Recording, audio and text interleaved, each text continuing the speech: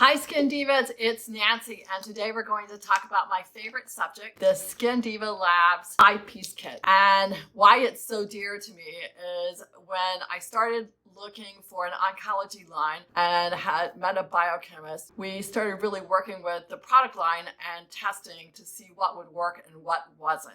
I love simple. Keep it simple. I'm busy. I have stuff to do, so I don't want 5,000 pieces of what I have to put on my face. The other part is I wanted the ingredients to be above and beyond. They had to be amazing, and I had to get results. So as most of you know, I love plant-based products, and they had to be non-toxic. It had to be an airless pump. So there were a lot of requirements. Plus, it had to work, so it had to perform. And when you're out there searching for skincare and you don't know who's right, who's wrong, who's making the right recommendation, you have skin concerns. You could have rosacea, wrinkles, fine lines, dry skin. The list goes on, and choosing a skincare line can be like a whole sea of problems that you can see because there's so much chatter out there that you hear constantly. So we created Skin Diva Labs. It's a 5-piece little kit. Very simple, very easy to get started. It's a cleanser, a duo toner, a everything lift serum,